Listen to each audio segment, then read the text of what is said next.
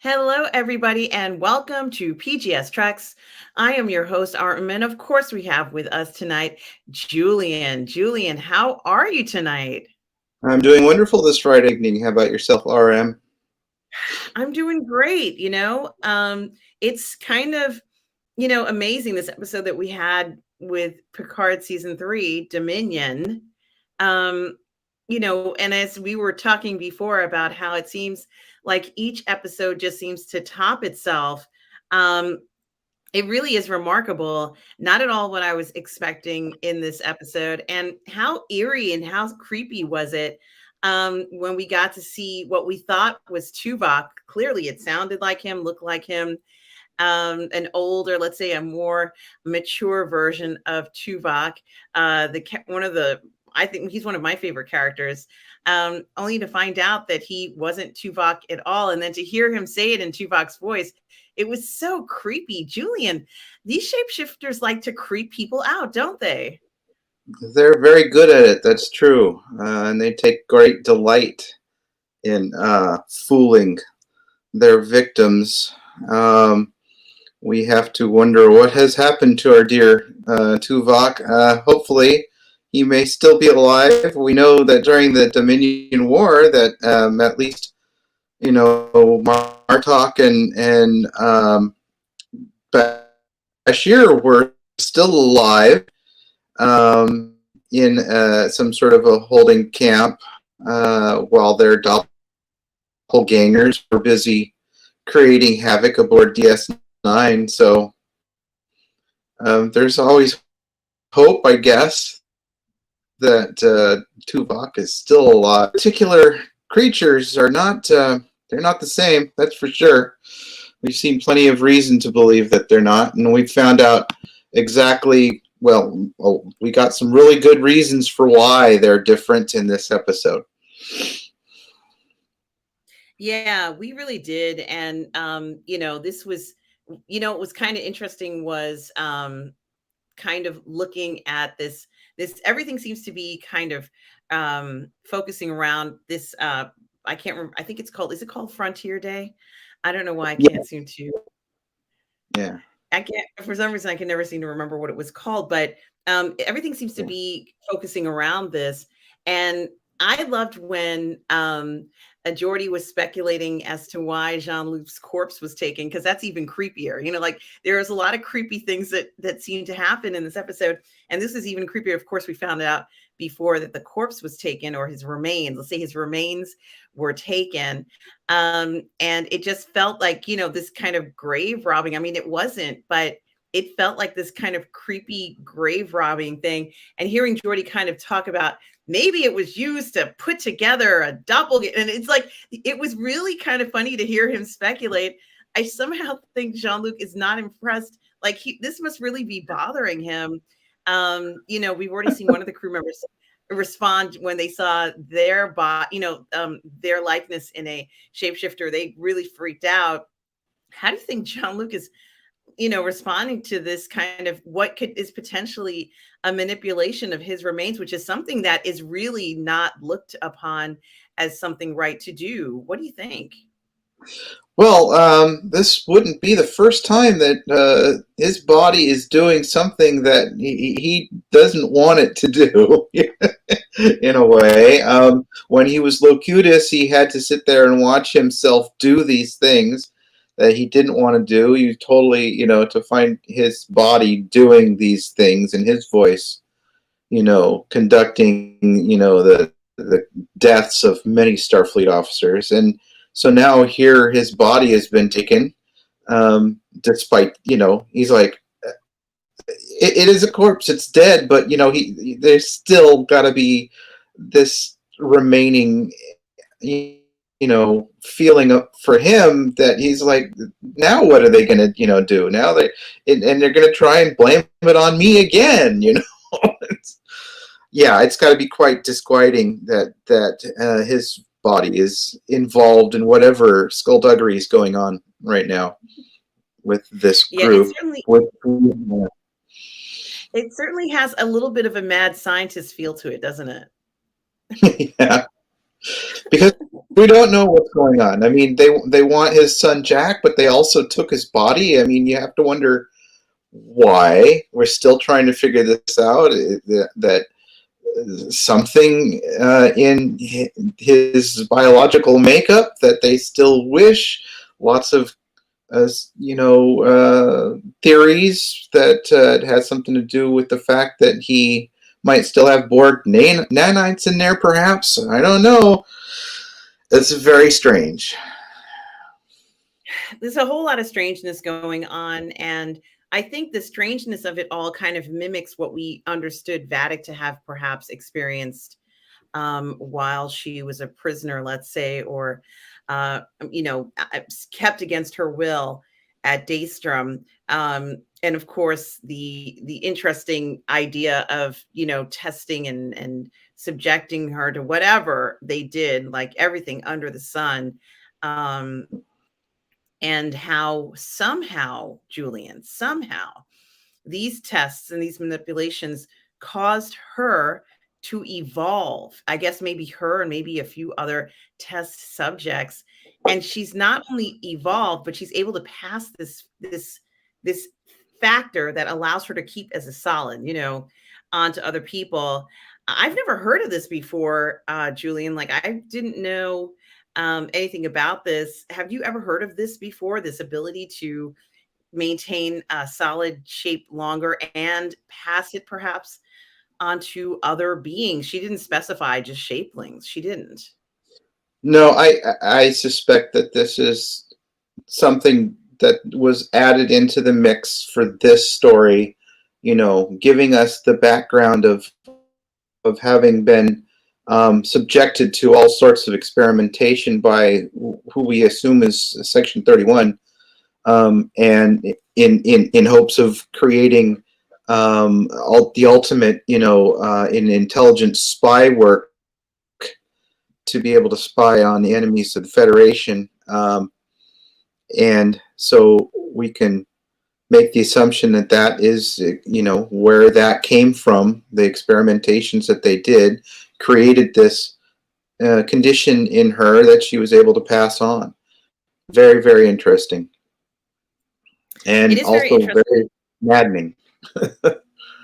It is very maddening. And then we also learn, however, that the other kind of twist to this is that they need the boy or else they die. Like, these kinds of statements are kind of bewildering, because why do they need him or else they'll die? Like, this seems very odd that they would need Jack or else, a bunch of them are going to perish. Why do they need him in particular to save themselves? And what are they saving themselves from? So this is, I almost wonder if there's more questions than answers. What was your take on that, Julian, where she says, we need the boy or else we die, or something like that? Did I hear it wrong, or was I correct? Unfortunately, I didn't get a chance to watch the show again. And so I don't know. My thinking is it's possible that whatever that group is, that's her handler, her controller, whoever it is that she's in communication with, and we get from his communication that he is not like them. We don't know what he is. It's possible that whatever he is not a changeling at all, or perhaps he's a changeling that has not been affected like Vadic and her crew, and so he considers them, different from them, So perhaps he's already, we don't know enough, but perhaps it's a threat from him saying, if you don't get him, because he seems to be the driving force. He's like, you need to, even when it meant possible destruction of her ship early on in the series, she was commanded to go after them into the nebula to try and retrieve Jack. Whoever is controlling them wants him more, and so it is possible that he has threatened them, and which considering he's saying he has the power to be able to destroy them, makes you wonder how bad these people might be that are really behind this. So, perhaps this is a threat. He's saying, if you don't get Jack in time, you're done. So, and it might not be, just because they need him. They need him just because that's their job. That's the pay. That's the job. And if they don't complete the job, then they're history. Yeah, that's a good point. And Jack still is a bit bewildering because we keep seeing, first he had these visions, and then he kind of talked about how he's able to kind of get a good intuition about what might happen. And now we even see where he's clearly capable of, I guess, reading Sydney's mind. Yes, we get that scene in the tube, in the elevator, and that the turbo shaft, that he is able to. He has telepathy. He's at least picking up her thoughts of some sort. And while he, it seems like he's busy trying to put the moves on her, and yeah, that was kind of odd. It's like, okay, so we've got another thing that's going on here, and I'm like, that ain't no strange brain syndrome thing. That's something else going on there. Especially when what happens later happens, So. Yeah, and he's proven that he's got the moves like Shatner. That's the parody on that song. He's got the moves like Shatner. Certainly got his comments on with that incredibly bold declaration of, do you want to see my quarters? And I think we all know what that means. Even in our century, certainly we know what it means then.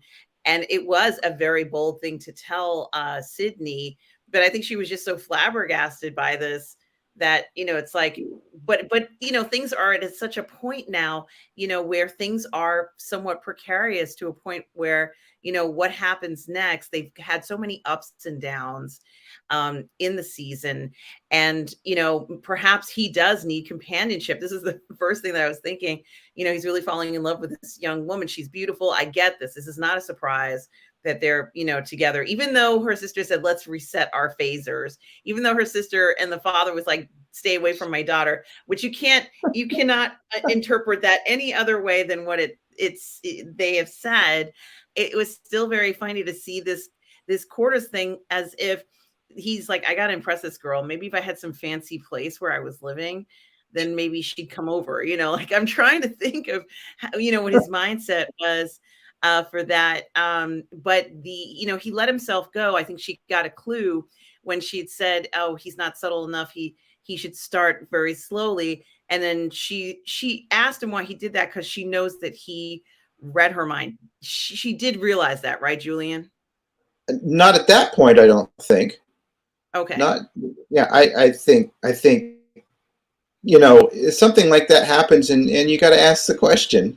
I'm not going to jump to the conclusion that somebody just read my mind, but of course that's why she asked, why did you do that? And then he doesn't answer. And so, yeah, it's like later, once things progress and happen, she suddenly like starts putting two and two together, going, okay, what was that? That was weird, yeah. So.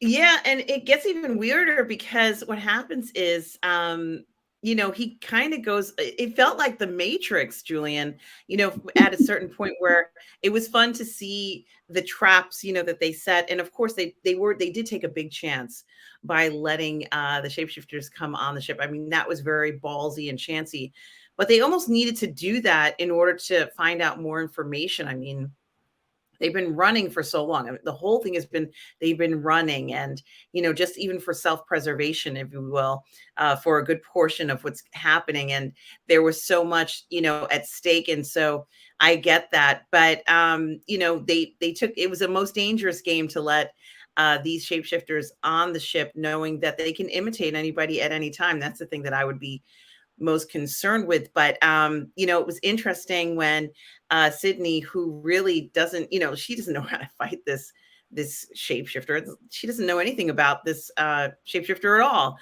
And for Jack to see them kind of do these mirror image of what one person is doing versus the other. Oh my gosh, that was so cool, Julian. I've never really seen that before. Have you? I mean, is this something new? Have we ever seen that before? No, I've never seen anything like that before. It was certainly a desperate gamble to allow them on, and that gamble ultimately failed because of all sorts of problems, but not least of which was Lore taking over control of the data body and creating havoc just because. And it was like, evidently, when Ro took most of the crew off, she didn't seem to decide to leave any security people on board, which was crazy. And we almost see, young LaForge getting killed. Maybe, I don't know. There was a moment during the chase where that guy had he had her to rights. All he had to do was, square up and shoot her, and he didn't. But that being what it was. I've never seen anything like that. It was pretty cool the way how he figured out he should be able to do that. I don't know. It's almost like it's a Born Identity type of thing where, he's suddenly realizing all these, things, it's like, oh, I should be able to do that. And so I'm holding off, it's like, wow, that was really convenient that he could do that. It was cool. But we need to know what, and I'm hoping the next episode is going to tell us exactly what the hell is going on with Jack. What is very interesting is that when Beverly and Jean-Luc are having their conversation with Vadic, she seems to insinuate that Jack is not even maybe really Beverly's and Jean-Luc's son, maybe. Or, that maybe, there's something more going on here than meets the eye. So, and that, the credit stuff where they keep on showing the DNA sequencing stuff, I think that's where that's going to lead to. We know that even the showrunners have said, Terry said that all of the clues are in there. Once you look, you can start seeing all the clues for everything that's going to transpire and needs to happen. So we'll see. I'm very interested in finding out. Absolutely. And thank you to Son of John for $1.99 super chat. Thank you so much for donating to the channel. We do appreciate it. It says, what if Jack is an Esper like Gary Mitchell? And is that the same entity that kind of possessed Beverly, or what is, do you know what he's referring to? Gary Mitchell was going to be the first officer. He's a friend of Kirk's from the Academy, and Kirk had promised him to be his XO when he got his first command, and he was not able to get to the Enterprise on time because of other things, and so he was helmsman as they went out on their first voyage where no man has gone before. They crossed the galactic barrier at the edge of the galaxy, and Gary Mitchell and Dr. Daner were affected by the Esper, whatever it is, and he gained psionic powers, mental telepathy, telekinesis, telepathy, creating things out of thin air, basically, godlike powers.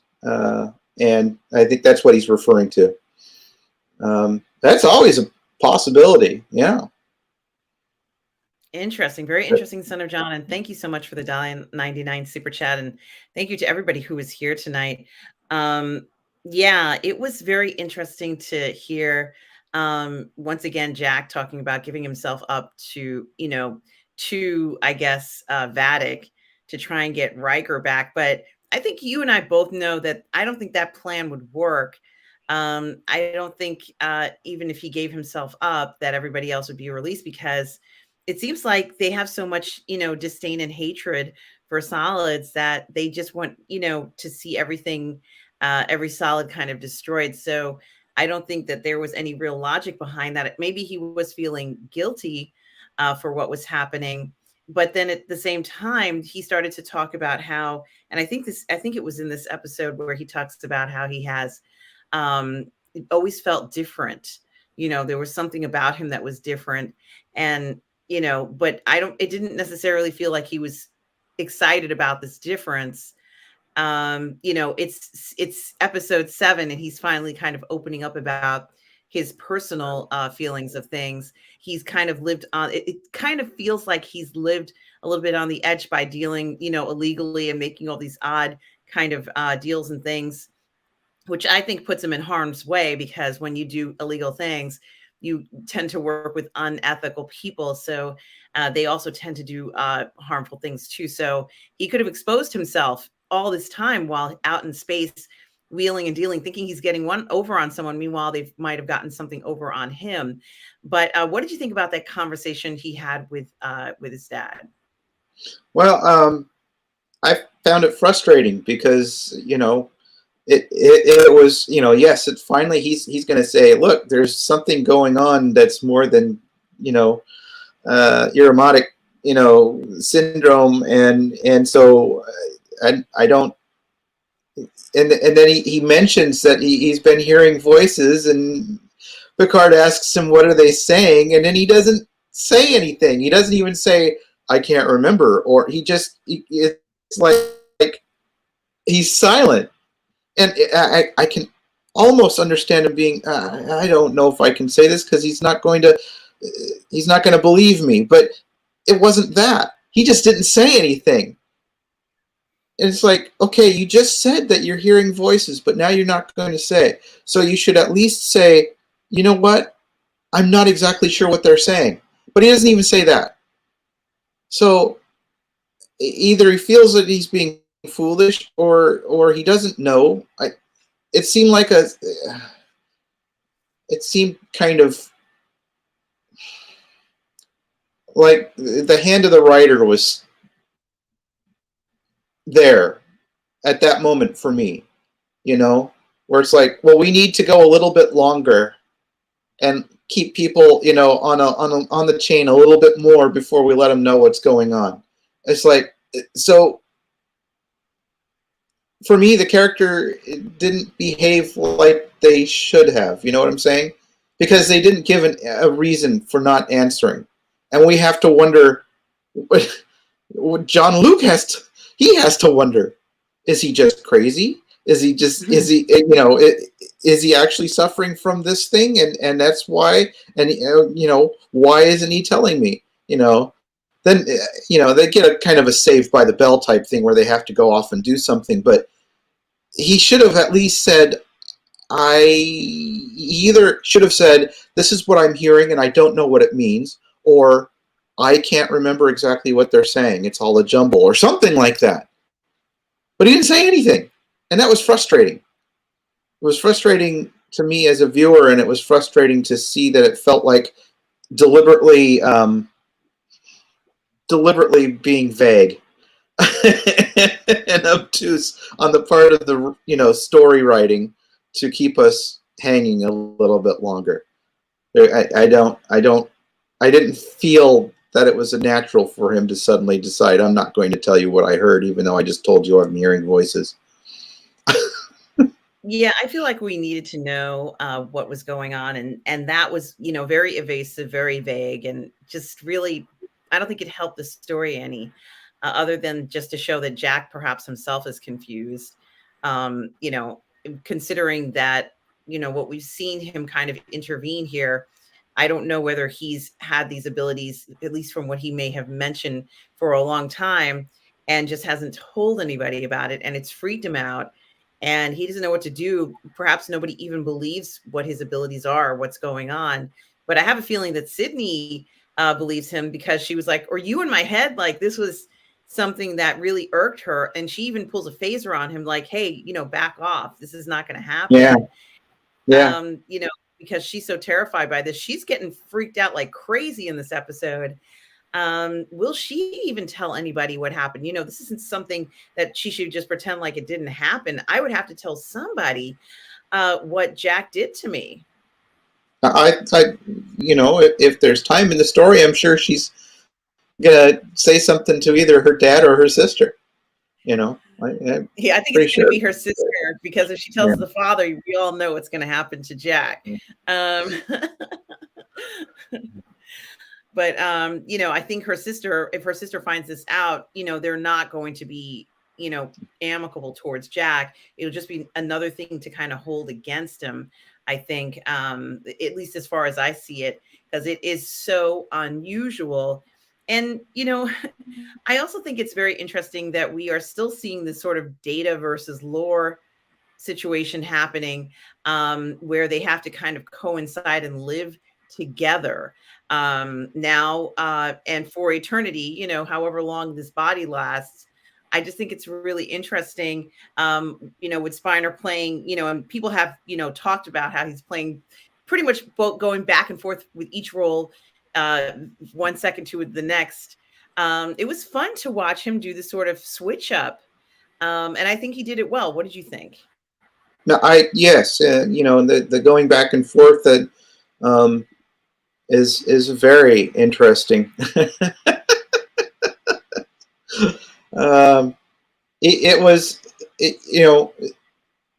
Spiner's always been, a wonderful actor, throughout the 7 seasons and into the movies, and I've always enjoyed what he's done for the most part with all of this stuff, and so it was nice to see that. It's just it was kind of predictable that Laura was going to step in and cause issues at the wrong time.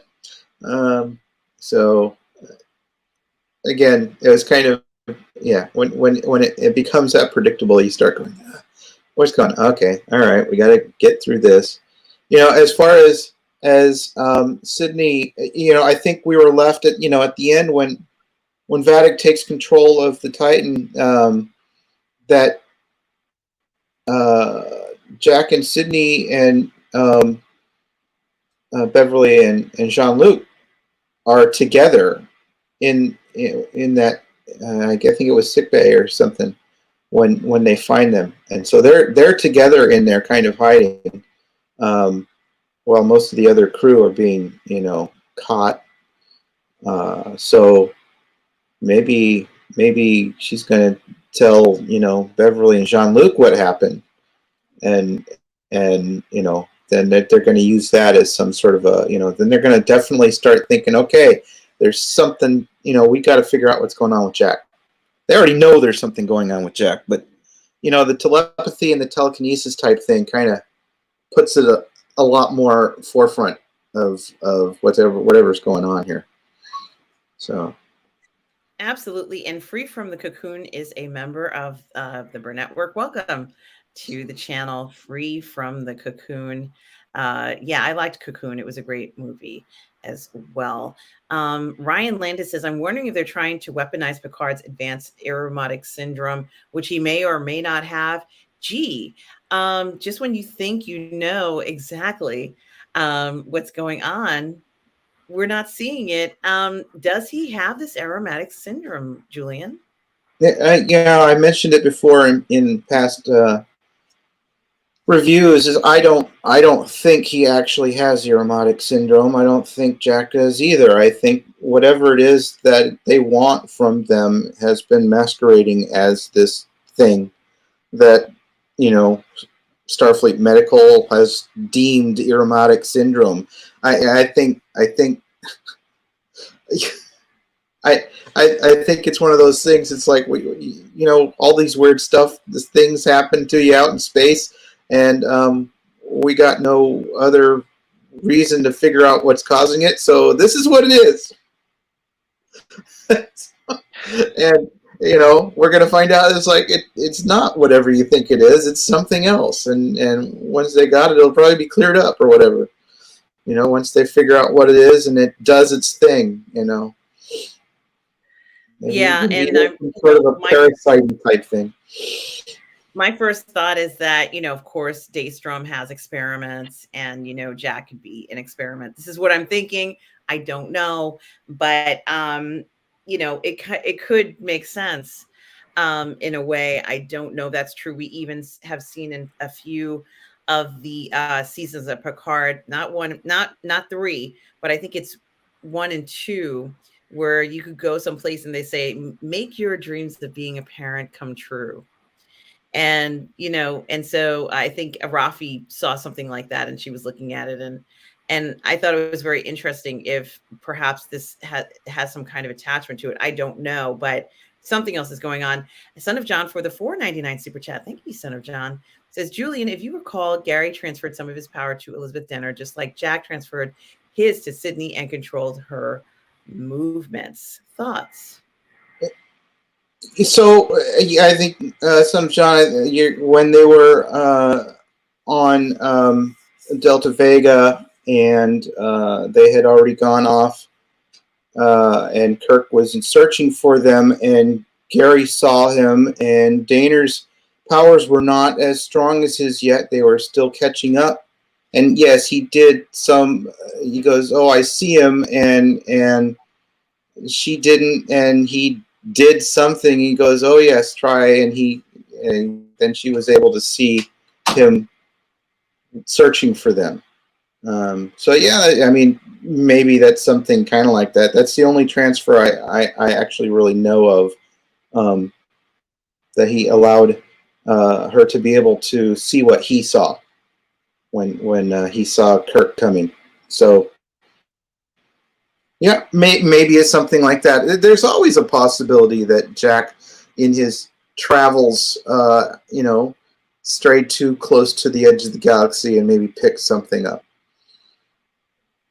Yeah, I think that is a very likely scenario, and could have been just even out of spite.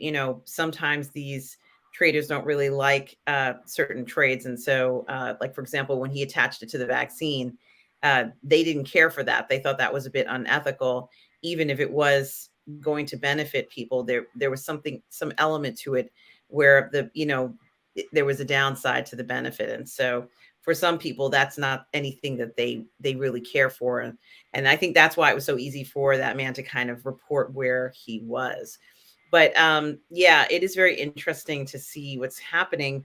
And of course, we saw Geordi with this incredibly heartfelt plea to Data to make himself known in this new version of himself, and pleading to him, telling him how Data made him a better person. I just thought that was so interesting to hear Geordi say this. It was just remarkable, even thinking about it, just even speculating about the idea of having an AI that could make you a better person, to feel better, do things in a more effective manner. Yeah, let's say this new song, what is it, song tagged 4.0? I can't remember what model number they're calling this one, but let's say this new version of Data, is he feeling these particular emotions from Geordi, who was very emotional towards him? Does Data reciprocate this feeling, Julian? There's always been the argument back and forth. A lot of people have made the argument that despite all of Data's pleas to the contrary, that he's unable to have emotions. He has experienced things that one would take for emotions in his behaviors. So a lot of people have said, you just face it, he has emotions. He's just unable to accept that he does, because he's not supposed to, because he's, you know, he's always been told you're an android and you don't have feelings. So, but one of the great things from TNG has always been Data and Geordi's friendship throughout the seasons of the show and into the movies, and actually it's really, I mean, they were a close bond, and if anything, you know, definitely Picard and Data, that was more of a paternal type of relationship between, you know, beyond just being his commanding officer. It was a paternal thing in which, you know, he was spending a lot of time helping Data grow as an individual, becoming that fully realized individual that he becomes. And so it's understandable that, you know, by the time of the movies, they're kind of making the focus, you know, be Data and Picard, but Geordi and Data were the true, you know, twosome, and so it's nice that Geordi gets a chance to make that confession, you know, so to speak. Although it seemed like it was falling on deaf ears, you know, since Laura was in control, and Laura was probably just, yeah, right, sure, whatever, you're so pathetic, you know, type of a thing. But, you know, the possibility that if events in this series create a condition where there becomes a full integration, perhaps, of Laura and Data, so that, you know, suddenly there would be that emotional, you know, realization for Data. That would be nice. I don't know if we'll see it. Depends on if it's important for the story. Absolutely. And so, you know, you mentioned it already earlier, how the changelings do take over the ship. And of course they did have help, you know, with the lore situation, but you know, they found out something very important about the changelings, that there's a small hint of some kind of what might be a radioactive isotope, I don't know, but some kind of isotope, so that theridium-3 or whatever it was makes them traceable because of what was in the lab or whatever they were exposed to. And so it seems like right when they were starting to get an idea or have an advantage, that advantage was kind of, you know, neutralized by Yeah. Lore's interference. Which Well, and after, also, you know, Vatican or group taking over the bridge of the Titan and taking the ship. So you know, it's like, well, we know where they're at now. That's like, how's that going to help? yeah, it does seem like things are kind of doomed. What an interesting way to end the show, and not at all what I thought. Although I'm happy that Vatic was able to just go in there and kind of break their morale, when, you know, she appears and talks about different things, and changes herself into Jack, of course, or whom, into whatever she wants to be. You know, I just find absolutely fascinating that she felt she had to declare what happened to her, um, and almost made the.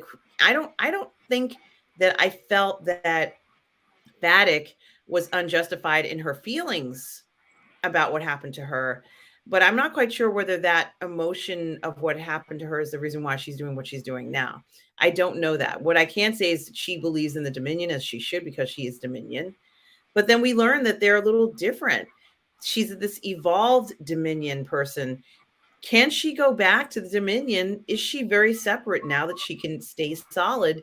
Can she even relate to the situation where someone isn't solid for years, months, maybe even a millennia? Well, like we, you know, Worf told us that Odo told him that there is this faction. Well, now we know Vatic and her group are the faction.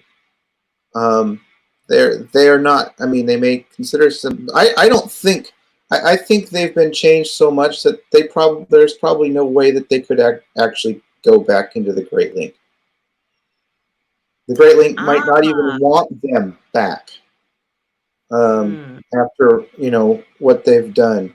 They may see their actions as being totally is like we created we accepted a peace with the solids and you're messing that all up. So I don't know. I don't think I'm thinking that there's so much has happened to them that yeah, they probably can't. They probably can't even link with each other because of what's been doing to happened to them, and that in itself is probably driving them all kind of mad. Obviously, they're not living by the same type of rules that the founders lived by because they have no problem with killing others of their kind.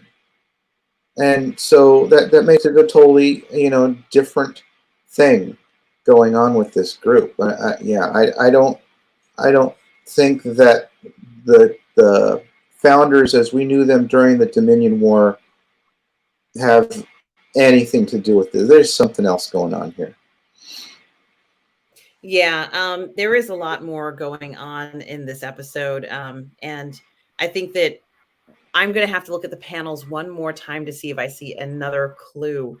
Now that I feel like I know a lot more about why the panels were shown and what was going on with them. But since I don't want to think that any of the crew members on the bridge are a changeling or a shapeshifter, because they'd be able to detect them now with this theridium. Let's say if it was part of Vadic's crew, but what about those who were not exposed to the theridium? And maybe she passed on some information to them, and they were able to change. So I'm not quite sure whether that's a completely stable or valid way of tracking all of these creatures, but it is a start.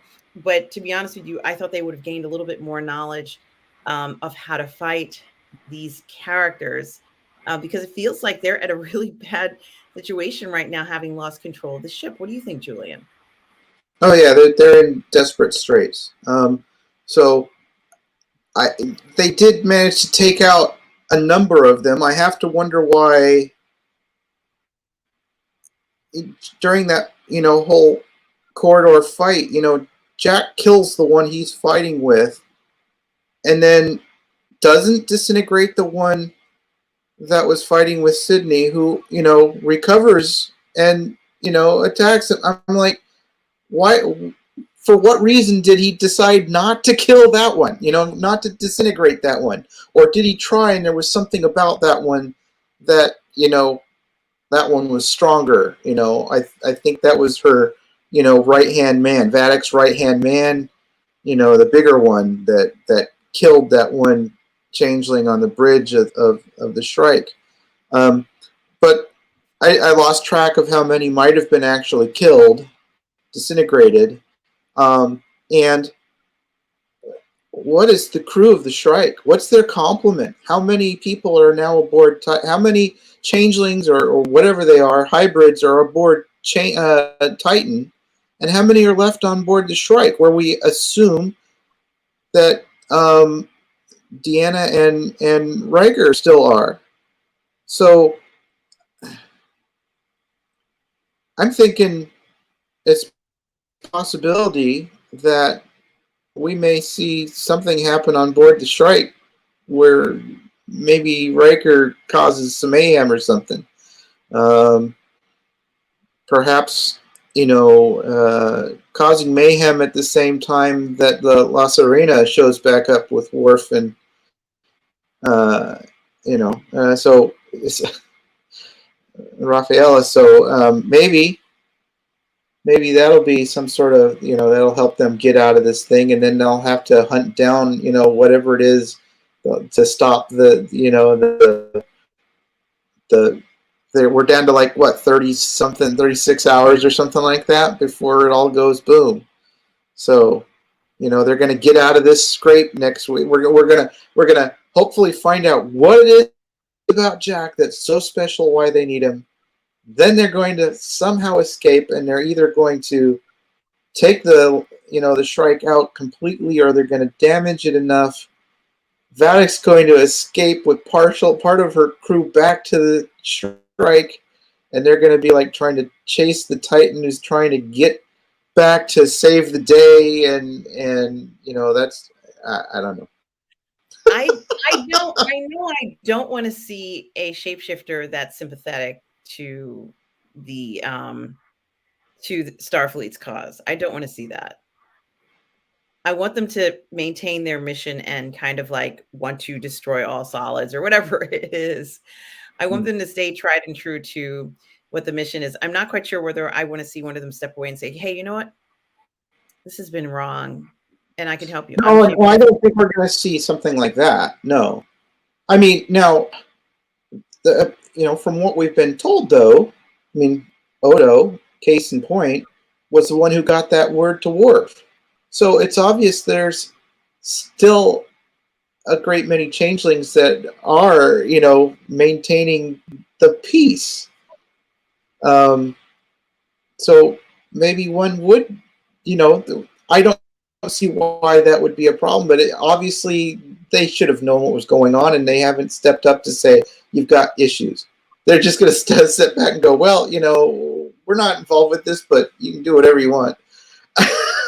It's like, and we'll just take care of the end. What happens at the end. You're you either succeed or you don't. No sweat off of our collective backs.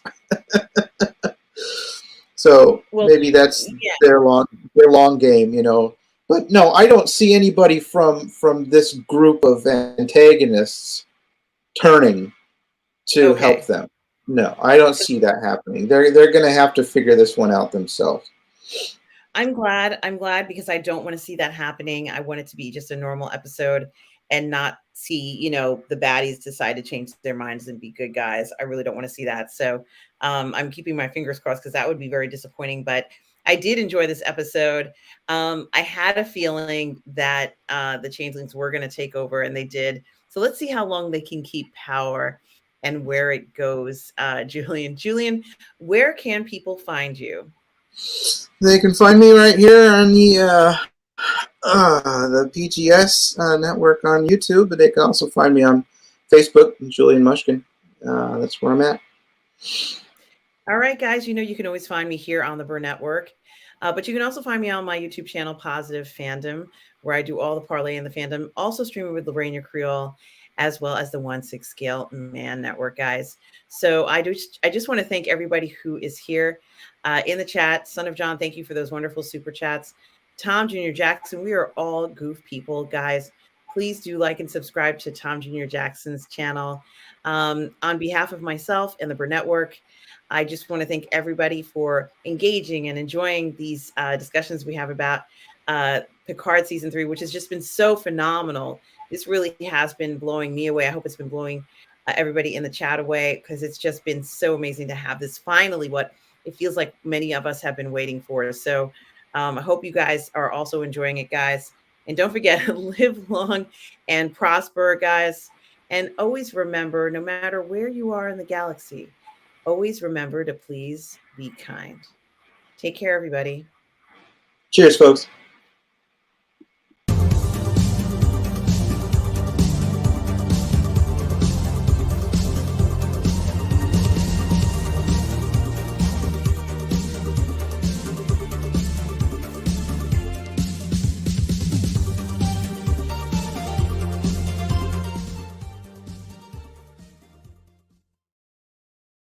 Oops, I forgot to end the broadcast. Sorry.